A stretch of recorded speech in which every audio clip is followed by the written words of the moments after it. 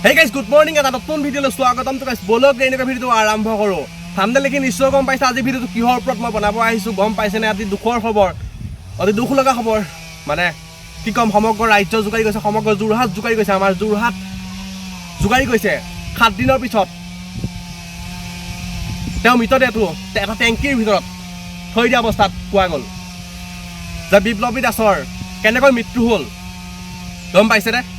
এগৰাকী কলেজীয়া ছাত্ৰী আছিল, প্ৰাণী বিজ্ঞানৰ ছাত্ৰী আছিল যোৰহাটত ঘৰ, আৰু যোৰহাট তিতাবৰৰ সমগ্ৰ অসম সমগ্ৰ আজি আমাৰ যোৰহাট জুকাৰি গৈছে।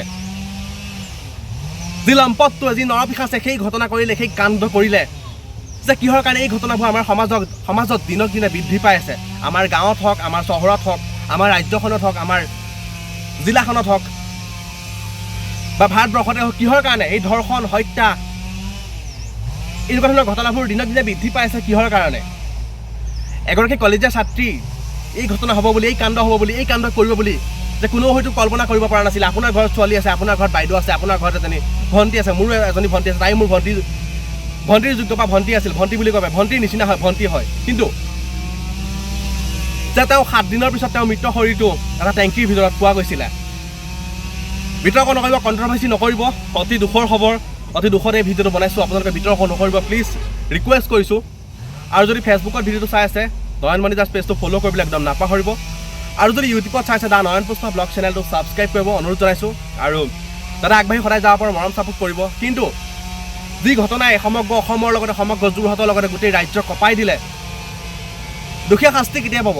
আৰু আমাৰ ৰাজ্যখনত দিনক দিনে এনেকুৱা ধৰণৰ ঘটনা এটাই নহয়, দুটাই নহয়, বহুত হৈ আছে, দিনক দিনে সদায় হৈ আছে। কিন্তু দুখীয়া শাস্তি কেতিয়া পাব? কিহৰ কাৰণে এই ঘটনাবোৰ হৈ আছে? ইয়াৰ আঁৰত কি জড়িত হৈ আছে? আৰু দুখীয়া যদি শাস্তি নাপায়, এনেকৈ আমাৰ বাই ভনী, আমাৰ ভণ্টি, আমাৰ ছোৱালী, আমাৰ বাইদেউ স্কুললৈ কেনেকৈ যাব, কলেজলৈ কেনেকৈ যাব, কেনেকৈ শিক্ষা গ্ৰহণ কৰিব, কেনেকৈ পঢ়িব যাব? যদি তেনেকুৱা ধৰণৰ কাণ্ড হৈ যায় স্কুল যাওঁতে বা যোৱাৰ পিছত, যদি ঘৰলৈ অহা সময়ত যদি তেনেকুৱা ধৰণৰ এটা কাণ্ড হৈ যায় বা ধৰ্ষণ হত্যাকাণ্ড যদি হৈ যায়, তেতিয়াহ'লে তেওঁলোকে পঢ়িব কেনেকৈ? তেওঁলোক সুৰক্ষিত হ'ব কেতিয়া? ইমান এখন ডাঙৰ দেশত যে নাৰী যদি মহিলা যদি সুৰক্ষিত নহয়, আমাৰ মা ভণ্টি কেতিয়া সুৰক্ষিত হ'ব? ইমান এখন ডাঙৰ বিশ্বৰ সৰ্ববৃহৎ গণতান্ত্ৰিক দেশ ভাৰতবৰ্ষ, ইমান এখন ধুনীয়া ৰাজ্যত যে কেনেকৈ ইমান এটা ডাঙৰ হত্যাকাণ্ড, ইমান ধৰ্ষণ কাণ্ড দিনক দিনে বৃদ্ধি পাইছে? দুখীয়া উচিত শাস্তি কেতিয়া পাব? উত্তৰ লাগে আমাক। আমাৰ মা ভণ্টি যদি এইখন অসমত, যদি এইখন ঘৰত, যদি এইটো পৰিয়ালত, যদি এইটো জেগা, যদি এই ঠাইত যদি সুৰক্ষিত নহয়, তেতিয়াহ'লে বিদেশত বা বহিৰাজ্যত আমাৰ মা ভণ্টি কেনেকৈ সুৰক্ষিত হ'ব, কেনেকৈ ছেফটি হ'ব?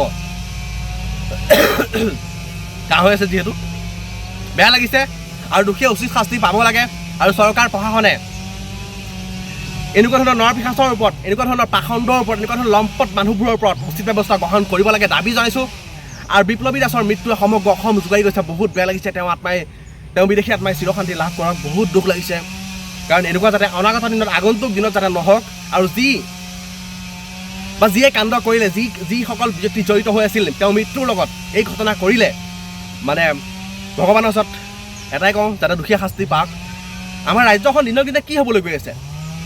দিনক দিনে এটা এটা সম্পদ হেৰুৱাই আছোঁ, এটা এটা সম্পদ আমাৰ মাজৰ পৰা আঁতৰি গৈ আছে, নোহোৱা হৈ গৈ আছে। দিনক দিনে আমাৰ ৰাজ্যখনত কি হ'বলৈ গৈ আছে? মানে কেনেকুৱা ধৰণৰ খবৰবোৰ শুনিবলৈ পাইছোঁ দিনক দিনে। ছ'চিয়েল মিডিয়া খুলিবই নোৱাৰে, মৃত্যু খবৰ, ধৰ্ষণ হত্যাকাণ্ড, এনেকুৱা ধৰণৰ ঘটনাবোৰ দিনক দিনে বৃদ্ধি পাইছে। অনুৰোধ কৰিছোঁ প্ৰশাসনে ইয়াৰ ওপৰত বিহিত ব্যৱস্থা গ্ৰহণ কৰিব লাগে। এনেকুৱা ধৰণৰ যাতে কাণ্ড, এনেকুৱা ধৰণৰ ঘটনা যাতে দ্বিতীয়বাৰ কৰিবলৈ কোনো মহাপুৰুষে, কোনো লম্পটে, কোনো অসুৰে যাতে সাহস নকৰে। আমাৰ ভণ্টি, আমাৰ মা, আমাৰ বাইদেউ, আমাৰ ছোৱালীসকল কেনেকৈ স্কুল যাব, কেনেকৈ শিক্ষাদান কৰিব, শিক্ষা গ্ৰহণ কৰিব?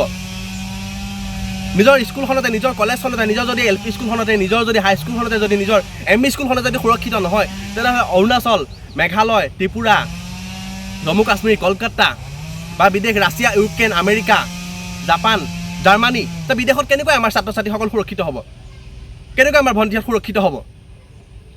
যে চৰকাৰ প্ৰশাসনক মই অনুৰোধ জনাইছোঁ, মোৰ ফালৰ পৰা এই ভিডিঅ'ৰ যোগেদি অনুৰোধ জনাইছোঁ, ভাৰত চৰকাৰক, অসম চৰকাৰক, যাতে মহিলাসকল, নাৰীসকল যাতে আমাৰ এই অসমত, যাতে ভাৰতত যাতে সুৰক্ষিত হয়, আমাৰ ঘৰখনত যাতে সুৰক্ষিত হয়। আৰু দাবী জনাইছোঁ। আৰু যাতে ভিডিঅ'টো বেছি দীঘল নকৰিব, বিতৰ্ক নকৰিব, কণ্ট্ৰভাৰ্চি নকৰিব আৰু বিপ্লৱী দাসৰ পৰিয়ালে বিপ্লৱী দাসৰ আত্মাই যাতে চিৰশান্তি লাভ কৰক। ভৱিষ্যতে এনেকুৱা ধৰণৰ ঘটনা আমাৰ যোৰহাটৰ লগতে আমাৰ তেজপুৰৰ লগতে আমাৰ ডিব্ৰুগড়ৰ লগতে আমাৰ মাজুলীৰ লগতে আমাৰ অসমৰ লগতে আমাৰ ভাৰতবৰ্ষৰ লগতে ক'তো যাতে নহওক আৰু এনেকুৱা ধৰণৰ কাণ্ড কৰিবলৈ কোনেও যাতে সাহস নকৰে, ইয়াৰ ওপৰত বিহিত ব্যৱস্থা গ্ৰহণ কৰিব লাগে। তো গাইছ আজিলৈ ভিডিঅ' মানে এটা নেক্সট ভিডিঅ'ত লগ পাই আছোঁ। কণ্ট্ৰভাৰ্চি নকৰিব। টাটা বাই বাই, জয়